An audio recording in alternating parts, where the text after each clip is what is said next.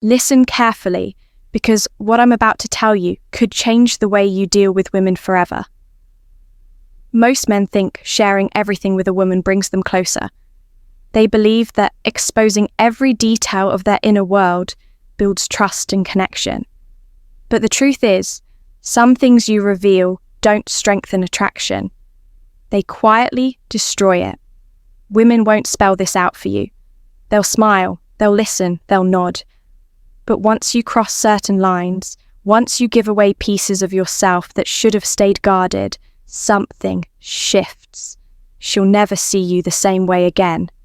That's why I'm here, to hand you the truth most women will never confess, to show you exactly what you must keep to yourself if you want to be respected, admired, and desired. Because every man who ignores this ends up asking the same painful questions. Why did she lose interest? Why is she pulling away?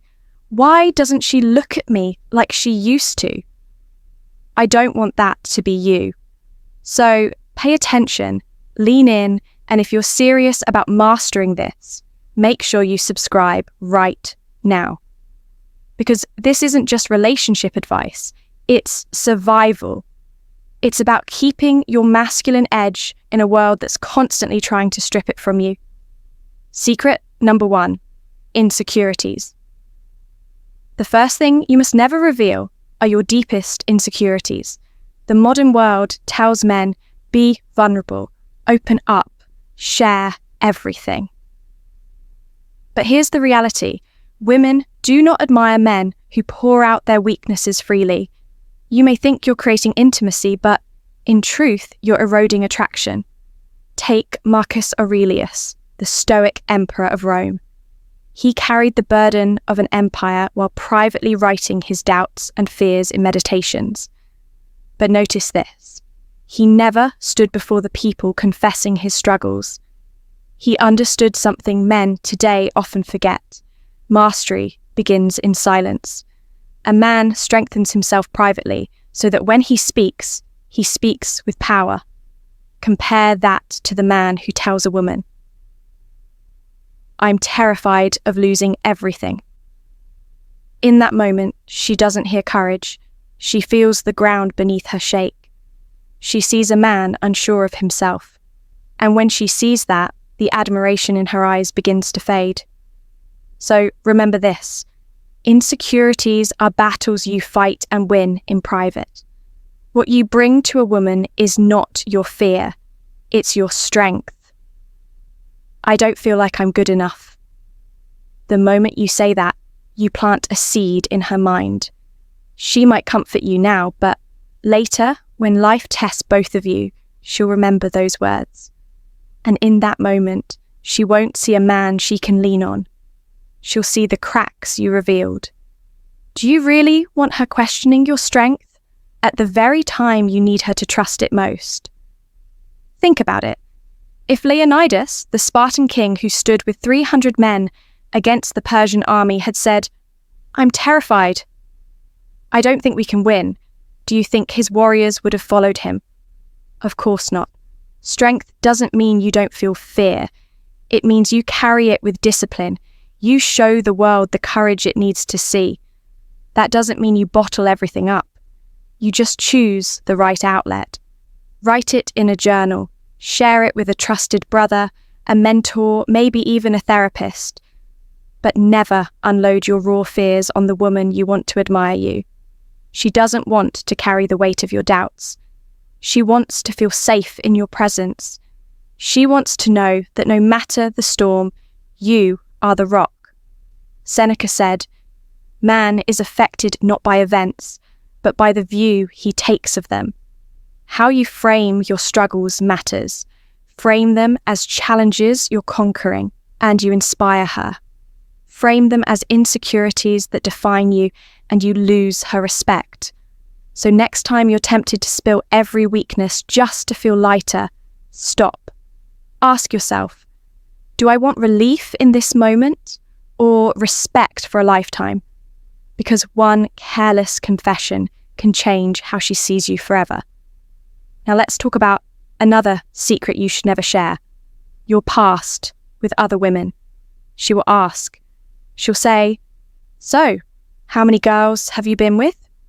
Or, "Tell me about your past relationships." But the truth? She doesn't actually want the full truth. Never give her the number, never give her details. That kind of honesty doesn't build intimacy. It builds comparison. And comparison kills desire. Here's the trap. The moment you answer that question honestly, whether the number is high or low, you've already lost. If it's high, she'll judge. Even if she laughs it off, she'll picture you as a man who can't settle, a player who may never stay loyal.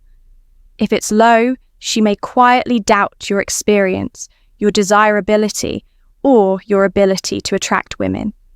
Either way, your truth becomes ammunition against you. Epictetus, the Stoic philosopher, said, "Control what you can, accept what you cannot." You can't control her reaction to your past, but you can control what you reveal. And the truth is, some things are better left unsaid. Think of powerful men in history. Do you imagine Julius Caesar, infamous for his affairs, listing every woman he'd been with to Cleopatra? Of course not. A wise man lets his presence, not his past, define him. When she presses for your number, it's not really facts she's after. She's testing your frame. She wants to see if you'll fold under pressure or stand steady with composure. The move? Redirect with charm and mystery. Say something like, "Enough to know what I want, and wise enough to know what I won't settle for." That answer reveals nothing, yet it keeps her intrigued. Ask yourself, does giving her the truth change how you treat her today? Does it build respect? Number. In fact, it risks poisoning her image of you. Marcus Aurelius reminded himself daily, act with virtue, not for the approval of others. Your past women don't matter. What matters is how you show up now, with consistency, strength, and integrity. Attraction thrives on mystery, not full disclosure. So next time she leans in with that playful smile and asks, "How many women have you been with?" Remember, her respect isn't tied to your answer, but to your discipline in withholding it. Silence, mystery, composure. That's what keeps her drawn to you. 3. Money. The third secret you must never fully reveal to a woman is the complete truth about your money. And listen carefully. This one ruins more men than any other. Women are naturally wired to test for provision, security, and lifestyle. But the moment you reveal exactly how much you earn, you hand over control of how she values you. If you say you earn little, she may unconsciously see you as limited, lacking ambition, even if you're building something powerful. If you say you earn a lot, her expectations rise, and suddenly your worth is tied to how much you can provide. Either way, you've placed yourself in a box. Seneca once said, "Wealth consists not in having great possessions, but in having few wants." True strength is in how you manage what you have, not the number in your bank account. Do you think Rockefeller or Musk ever listed their income for women? Of course not. They let their vision, their presence, and their direction speak louder than a paycheck. A woman doesn't actually care about the exact figure. She wants to feel if you're a man with ambition, focus, and control over his life. And here's the truth. When you reveal your financial details, you strip yourself of mystery and leverage. Think of it like a king. If he told the world exactly how much gold was in his treasury, how long before people plotted to take it? The same principle applies to you. Respect comes not from numbers, but from discipline. Marcus Aurelius warned never to flaunt possessions because greatness comes from inner command, not externals. So when she asks, "How much do you make?" don't turn it into a confession. Redirect with vision. Say, enough to take care of what matters, and I'm focused on building more. That response signals strength, control, and direction, without giving her ammunition. Money is a tool, not your identity. Guard it the way you guard your crown. Fear. Another truth you must protect is your deepest fears. Every man carries them: fear of failure, fear of rejection, fear of losing status, fear of being alone. But the moment you hand those fears over in words, something shifts. She may hug you in the moment. She may even say, "I understand," but inside she will never see you the same way again. Deep inside, something shifts. She begins to ask herself a silent question. Can I rely on him when life truly tests us both? Marcus Aurelius, Rome's emperor through plagues and wars, undoubtedly felt fear, but he never broadcasted it. Instead, he turned it inward, refining it into discipline. In his meditations, he wrote, "If you are distressed by anything external, the pain is not due to the thing itself, but to your estimate of it." That mindset made him untouchable in the eyes of his people. Now picture telling a woman, "I'm scared of losing my job, my status, my ability to provide." Maybe she comforts you in the moment, but the image of that fear will live in her mind forever, and in its shadow, attraction quietly dies. Why were Spartan warriors admired? Not because they lacked fear, but because they never spoke it. They fought with presence, with courage, with silence. Fear only has power when you give it a voice. So here's the question.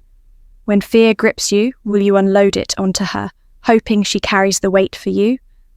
Or will you hold it steady, master it yourself, and let her see only your strength? Seneca once wrote, "We are more often frightened than hurt, and we suffer more from imagination than from reality." Share your fears with her, and you plant that imagination in her mind.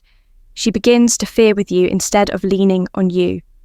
That's the fastest way to lose her trust. So when fear strikes, write it down, confront it, conquer it, but never place it on her shoulders. Let her see your courage, not your cracks, because in her eyes your silence and fear speaks louder than any confession ever could. Betrayals. There's another secret a man must guard. Never reveal how women have betrayed you. You may think honesty about your past earns sympathy, but it doesn't. Tell her, "My ex cheated on me," or "Women have used me before," and she won't feel pity. She'll feel doubt. Instead of loyalty, she'll wonder, "If other women didn't value him, why should I?" You believe you're showing openness. What she sees is the mark of a man who was chosen last. Marcus Aurelius once wrote, "The best revenge is not to be like your enemy. Carry yourself with dignity, not scars. Leave the betrayals in the past and never let them define how she sees you today." When you retell betrayal, you breathe life back into it. You keep the scar open and make it part of who you are. But a man of power doesn't let his past define his present. Look at Alexander the Great. He lost friends, faced treachery, even betrayal by his own generals. Yet never once did he stand before his men weeping over who deceived him. He stood taller, learned the lesson, and marched forward as if no wound could hold him back. That's why he was unstoppable. So ask yourself this. When you tell a woman about who wronged you, does she see a warrior who overcame or a victim still bleeding? Women don't want to compete with your past. They want to feel you've buried it, conquered it, and moved on. Seneca once said, "We are always complaining that our days are few and acting as though there would be no end of them." The same applies to heartbreak. Life is too short to keep rehearsing betrayals. The strongest men don't dwell on wounds. They carry lessons forward, not scars. Next time you're tempted to share how you were wronged, stop. She doesn't need your pain. She needs your presence. The man she respects isn't the one who cries about betrayal, but the one who rose above it without needing to explain. Weakness. Here's another truth. Never expose the place where you feel weakest as a man. Whether it's a struggle with discipline, addictions, or lack of control, the moment you confess, I can't control myself when it comes to this, or I always fail at that. You carve helplessness into her mind. Women are drawn to men who conquer themselves. Epictetus taught, "No man is free who is not master of himself." If you reveal what owns you, she may smile, she may comfort you, but inside, she loses respect. The great leaders of history didn't parade their weaknesses. They fought them in silence. Winston Churchill battled crippling depression, his black dog, yet he never made it the face of his leadership. He led with strength, not confession. So ask yourself, if you show a woman where you are weakest, will she admire you more, or wonder how long before that weakness brings you down?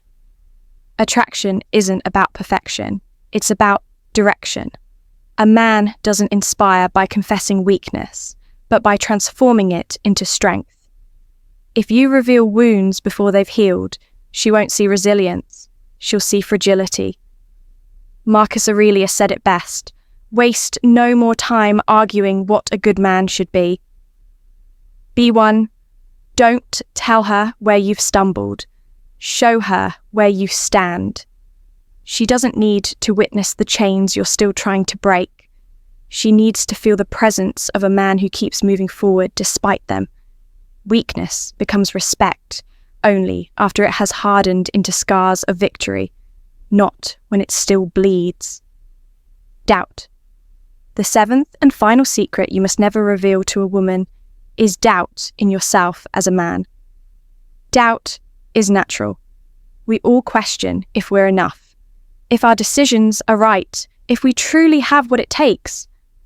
But the moment you voice that doubt to her, you fracture her faith in you. She may smile and comfort you, but over time, her trust in your strength will fade. Marcus Aurelius understood, "The impediment to action advances action." What stands in the way becomes the way doubt was not to be confessed, it was to be harnessed. Great men turned doubt into fire, not conversation. Picture a general on the battlefield admitting, "I'm not sure we can win." His army wouldn't charge, they would hesitate, and hesitation kills.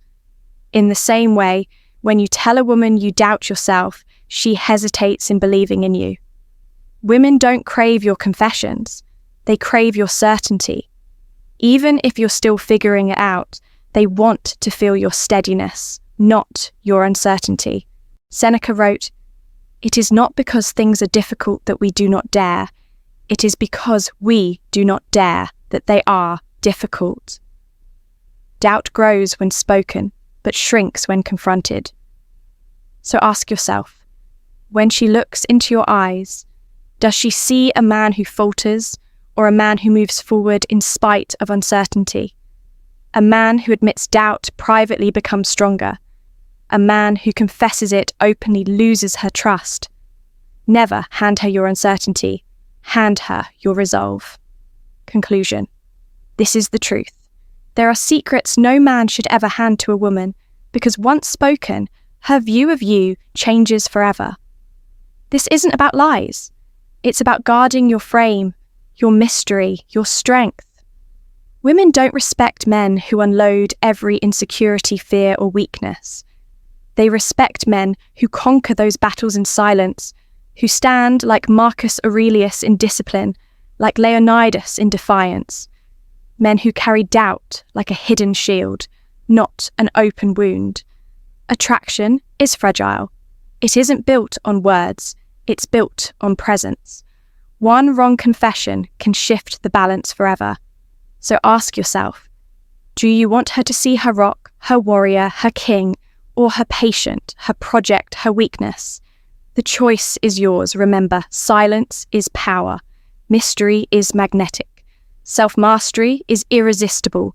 Hold your secrets close. Hold your power closer. And never forget, the world doesn't follow the man who doubts, but the man who dares.